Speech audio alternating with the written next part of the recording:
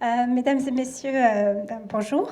En préambule de cette intervention, je veux m'associer aux remerciements des autres intervenants, donc remercier les organisateurs de ces belles journées d'études pour cette organisation et pour m'avoir sollicité pour vous présenter une création de vitraux récente destinée à la chapelle Saint-Pia. Cette petite chapelle qui fut élevée au XIVe siècle au chevet de Notre-Dame de Chartres. Alors, si la cathédrale, classée au titre des monuments historiques et inscrite au patrimoine de l'UNESCO, est internationalement renommée pour son exceptionnel ensemble de verrières médiévales, elle a su perpétrer dans le temps cette tradition de création sur verre, et cela jusqu'à des périodes très récentes, au XXe siècle et au XXIe siècle. C'est ce dont témoignent en particulier diverses réalisations de verrières pour la crypte de la cathédrale, signées du père Marie-Alain Couturier, de Gabriel Loire, de Simone Flandrin, d'Henri Guérin ou encore de Kim Anyang.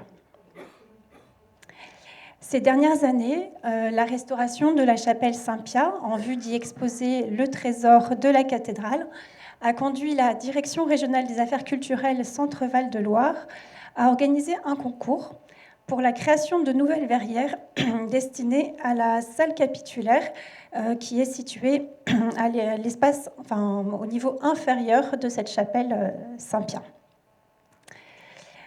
Dépourvues de remplage, les 4 baies étaient en effet dotées de simples verres losangés sans caractère patrimonial particulier. Aussi nous a-t-il paru pertinent de s'inscrire dans la tradition pluriséculaire du vitrail à Chartres en proposant une nouvelle création.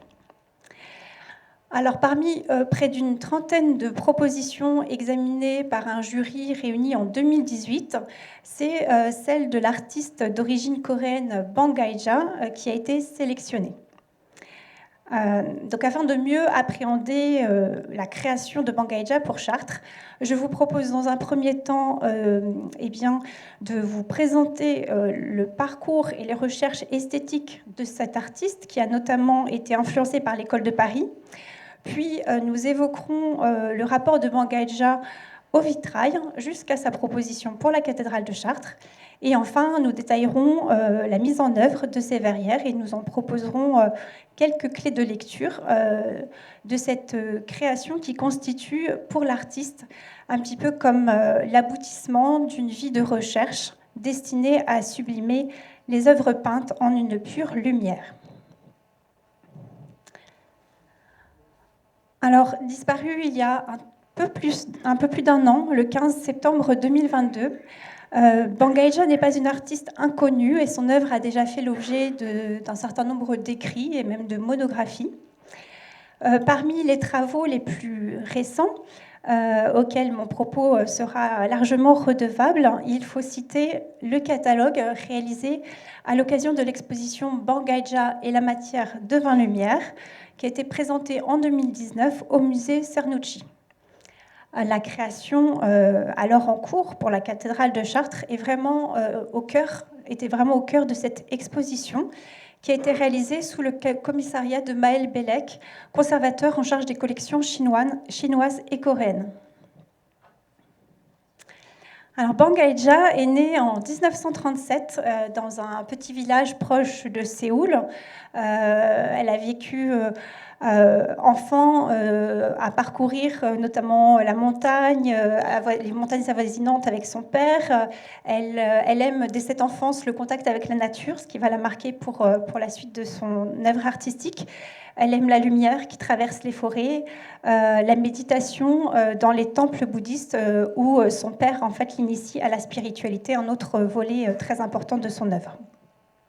Sa vocation artistique, elle naît très tôt au lycée, dans un pays en pleine reconstruction après une guerre fratricide entre 1950 et 1953 et aussi 40 années de domination japonaise. Les artistes d'alors vont chercher dans un premier temps à refonder un art proprement coréen et se tournent vers des sujets locaux traités dans un style figuratif. Mais très vite, la situation politique en Corée, après 1953, et également les contacts avec la scène artistique internationale vont changer en profondeur les choix esthétiques des artistes coréens. De nombreux artistes entament alors un processus d'assimilation de l'expressionnisme abstrait américain et de l'abstraction lyrique française, auquel Bang Gae-ja va être sensible.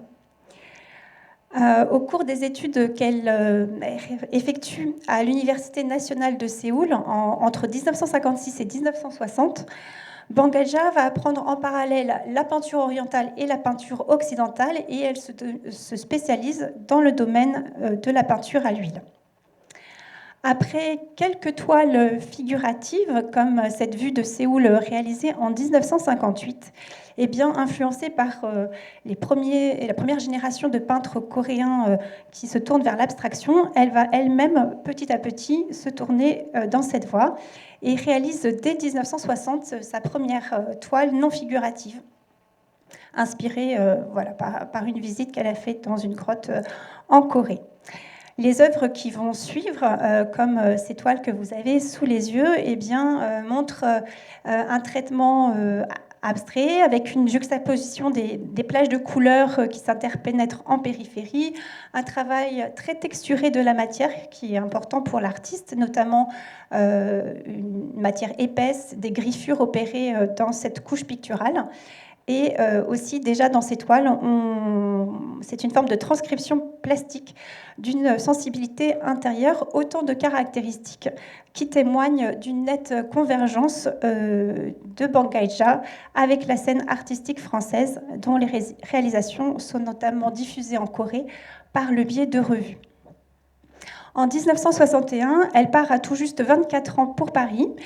La capitale française bénéficie alors d'une image attrayante de capitale des arts qui attire en fait dès l'entre-deux-guerres, pendant toutes les années 1950, de nombreux artistes asiatiques et en particulier venus de Corée. Bang Gae-ja va étudier à l'école des Beaux-Arts. Elle apprend les techniques occidentales, mais elle demeure fidèle à sa culture orientale, notamment par les matériaux qu'elle emploie. Issue de ce mélange d'inspiration entre Occident et Orient, ces premières toiles sont exposées dans une galerie parisienne et vont très vite être remarquées, notamment par des critiques d'art, tels que l'écrivain et historien de l'art Pierre Courtion, qui fait sa connaissance en fait peu de temps après son arrivée à Paris, et qui voit dans la production de Bang Gae-ja à la fois toutes les qualités de sa Corée natale, mais il l'insère dans le même temps dans l'histoire de l'école de Paris. Il va en effet favoriser son intégration dans les milieux parisiens artistiques. Il l'introduit en particulier auprès d'Elvire Jean, dont nous venons de parler, dont elle devient une proche, une vraie amie. Il l'introduit également auprès de Léon Zack, que vous apercevez sur ce cliché, ou encore de Zhao Wuqi. Il l'introduit également, en tout cas il lui favorise l'accès à la galerie Houston Brown, où elle bénéficie de sa première exposition personnelle hors de Corée en 1967. Mais l'assimilation de Bang Gae-ja à l'école de Paris est toutefois impossible à mener à terme. On est dans une période où il y a un certain déclin de l'abstraction lyrique, et aussi les conditions matérielles de l'exercice de son métier vont peu à peu conduire Bang Gae-ja à privilégier progressivement, à l'instar d'ailleurs d'une partie des artistes français, vers des toiles marquées par une organisation des espaces plus rigoureuse et plus lisible. On a alors l'apparition de formes ovales, cercles, carrés, souvent présentés sur la pointe, bandeaux verticaux, qui vont devenir petit à petit des éléments constitutifs de son répertoire, et cela jusqu'à la fin de sa carrière. Cette forme d'ordonnancement en fait, de l'espace et aussi le mysticisme de l'artiste l'amène petit à petit à privilégier des structures circulaires comme représentation de l'univers qu'elle peint également à travers des planètes, des étoiles, la Voie lactée. Son œuvre témoigne plus largement d'un désir affirmé de communion avec la matière, de co-création avec la nature dont elle est très proche depuis l'enfance.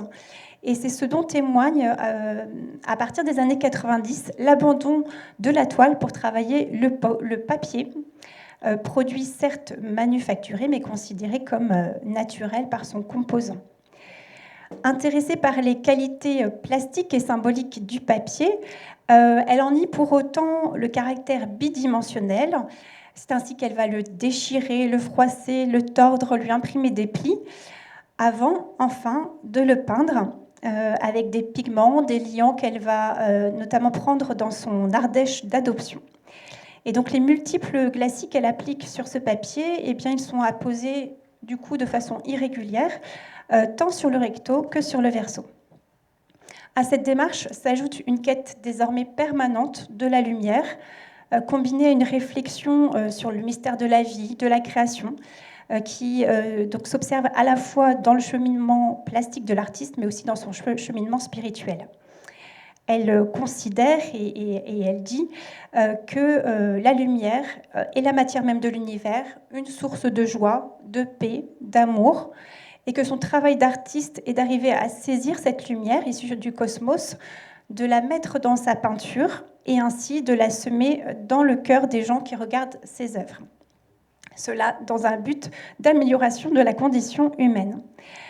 Voilà, donc ces tableaux vont très vite se caractériser par l'organisation d'un traitement pictural autour d'une ou plusieurs sources lumineuses que renforce encore l'usage chez Bangaïdja de pastels irisés qui sont là non seulement pour capter mais aussi pour générer de la lumière.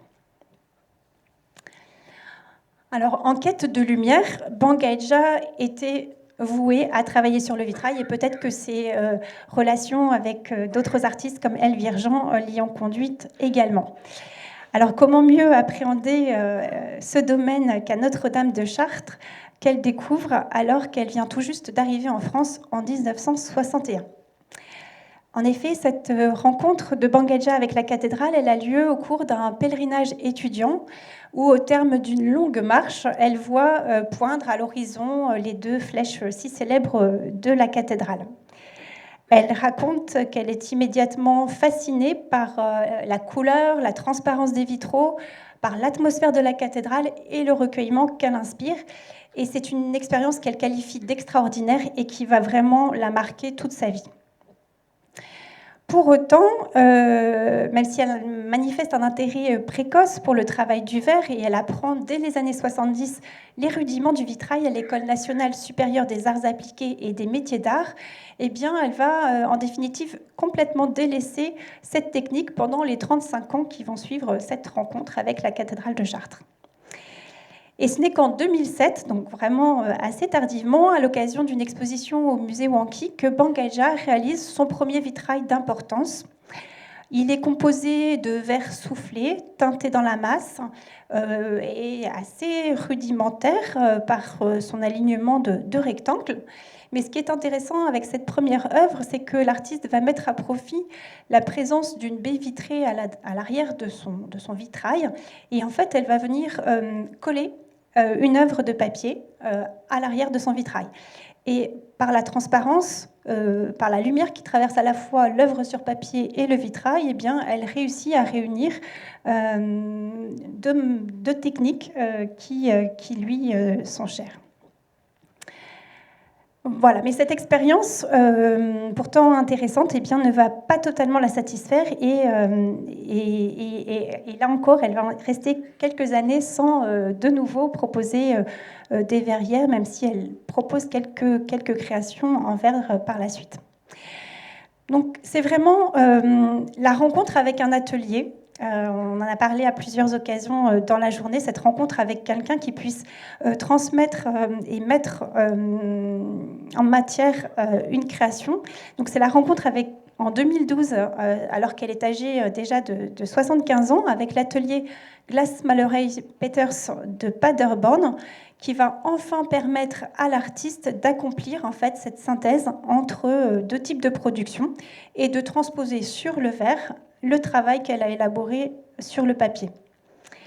Sous la direction de l'artiste, la société allemande va développer des techniques de peinture adaptées au verre pour essayer de rendre au mieux la complexité des œuvres de Bangaïdja, respecter ses couleurs, ses nuances, les bulles également de sa peinture, Également, la mise en couleur recto-verso qui était chère à Bangaïja sur le papier et qui finalement correspond très bien à la matérialité du vitrail.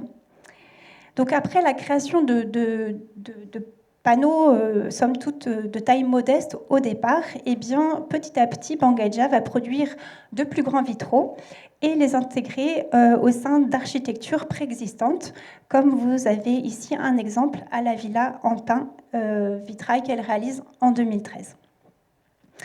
Donc, ces expériences déterminantes avec l'atelier Peters de Paderborn vont être très importantes dans la candidature qu'elle va porter conjointement avec cet atelier au concours organisé par la DRAC Centre-Val de Loire pour la conception des verrières de la salle capitulaire de Chartres.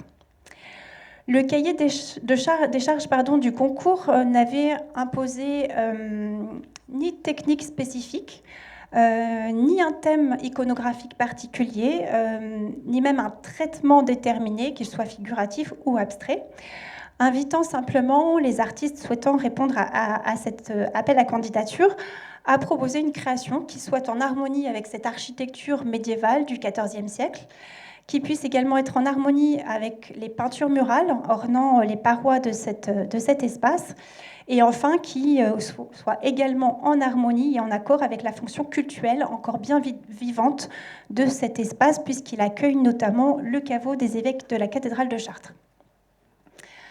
Le désir ardent de Bangaïja de créer pour pareil édifice, émotion profonde que j'ai pu ressentir à titre personnel lorsque je l'ai accueilli lors de sa visite des lieux, la qualité de son projet qu'elle a présenté sur site. Vous avez quelques photos sous les yeux, mais probablement aussi eh bien, sa personne, son apparence fragile, sa voix douce qui crée comme une atmosphère un peu hors du temps, ont conduit à l'issue du concours, de l'examen de 30 candidatures, puis la présentation le choix de 4 artistes et groupements de maîtres verriers à retenir la proposition de Bangaïja. Donc voici la proposition de l'artiste pour la salle capitulaire de Chartres. Vous voyez qu'ici, l'artiste a souhaité s'inscrire dans la tradition chartraine en retenant le bleu comme couleur dominante. Alors c'était déjà une couleur qui était très présente dans l'œuvre de l'artiste, mais qui trouve ici toute sa place. On retrouve également dans sa proposition pour Chartres à la fois le vocabulaire abstrait qui lui est cher, en particulier les fameux tracés circulaires qu'elle va développer à partir des années 1970 comme représentation de l'univers, et également ces bandes verticales qui créent une source lumineuse centrale complétée par des bandes périphériques un peu plus atténuées et plus sombres.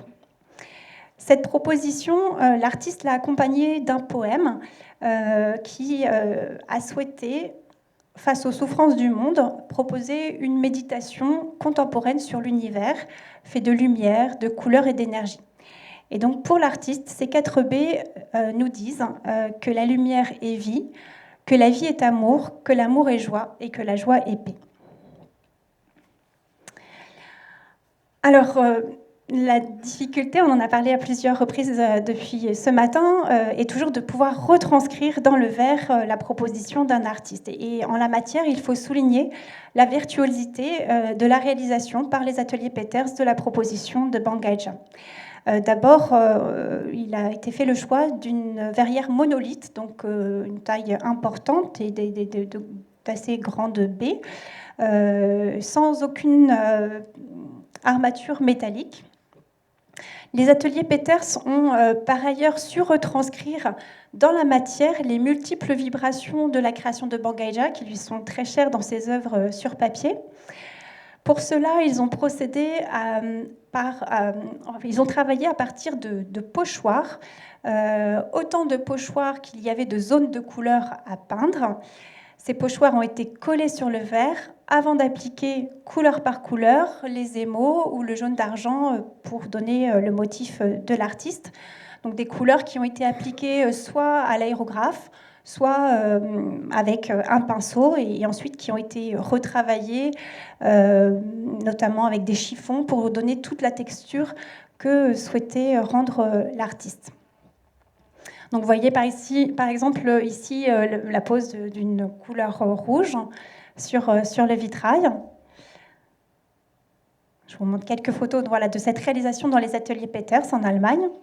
Ici, donc l'application d'une couleur jaune et ici, donc au pistolet, différentes applications de bleu qui, encore une fois, est la couleur dominante de ces verrières. Bien évidemment, la superposition de ces couleurs et les dégradés que l'atelier de maître verrier a transcrit dans la matière ont nécessité de multiples cuissons pour chaque couleur pour donc permettre que les émaux, la peinture, adhèrent au verre. Et donc dans des grands fours voilà, de taille assez impressionnante qui existent dans les ateliers Peters. Vous voyez ici un petit détail, par exemple, de ce travail de protection des zones déjà peintes, déjà préparées, pour pouvoir appliquer une autre couleur, et donc qui nécessite à chaque intervention eh bien, de retirer ensuite ces protections. L'artiste a accompagné de près la création des ateliers pour eh bien, faire les retouches nécessaires, des demandes d'ajustement pour vraiment retranscrire au mieux la proposition picturale qu'elle souhaitait rendre à travers ses vitraux. Vous voyez ici donc l'artiste dans les ateliers, constatant et complétant le travail des maîtres verriers.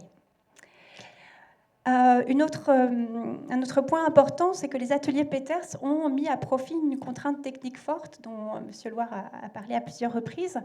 Ici à Chartres, c'était celle d'assurer la sûreté d'un lieu qui est destiné à accueillir un trésor, donc des pièces d'importance majeure, et donc il avait exigé des verres épais, anti-effraction, et donc pour habiller en fait cette contrainte technique, eh bien, les ateliers Peters ont proposé la réalisation d'une double verrière thermoformée qui, à la différence du premier vitrail de Bangaja, qui était comme une verrière qui était à l'arrière de sa création et qui n'était pas partie prenante de la création, eh bien, cette double verrière ici à Chartres, elle vient faire partie intégrante de l'œuvre artistique.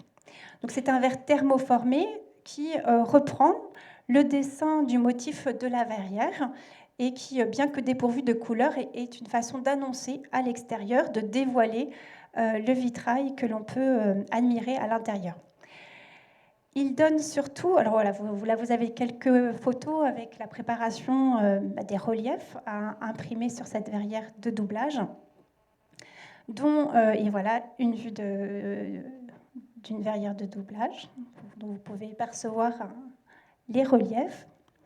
Donc finalement, cette double verrière, elle va avoir un intérêt majeur pour vraiment restituer dans le verre les techniques picturales de Bangaja. Cela va donner à ces verrières un incroyable relief. On a même, vous le voyez, des bulles qui apparaissent aussi dans le verre.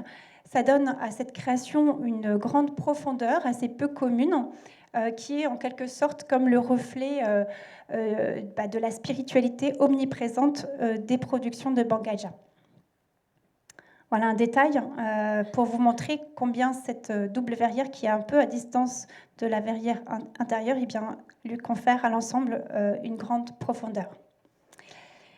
Donc vous voyez ici les 4 baies terminées dans l'atelier Peters, et c'est ainsi que ce qui est l'une des dernières réalisations de l'artiste, qui n'aura malheureusement pas pu les voir en place, s'avère, comme l'a écrit très bien Maël Bellec, un véritable aboutissement d'une vie de recherche destinée à sublimer les œuvres peintes en une pure lumière. Et en effet, dans cette création, en s'abstrayant d'une certaine façon du caractère bidimensionnel de ces peintures, eh bien, en tirant profit également de l'épaisseur de la double verrière, qui est comme en fait la transcription en verre des papiers froissés de l'artiste, la création chartraine parvient à transcrire en fait le désir de l'artiste de faire surgir la lumière du cœur même de l'œuvre et d'en baigner les spectateurs, afin qu'ils y trouvent une source de joie, de paix et d'amour, programme initial de l'artiste. Alors, je vous montre quelques photos de la pose de ces verrières qui, comme d'autres vitraux que nous avons vus tout à l'heure, ont été posés à l'aide ventouses pour manipuler ces très grands formats de verre monolithe. La pose de ces verrières dans la chapelle, dans la salle capitulaire, pardon. Et voilà une vue, une fois posée, voilà, qui ne rend pas forcément hommage à la luminosité de ces verrières, mais qui vous donne un aperçu de leur intégration à l'architecture.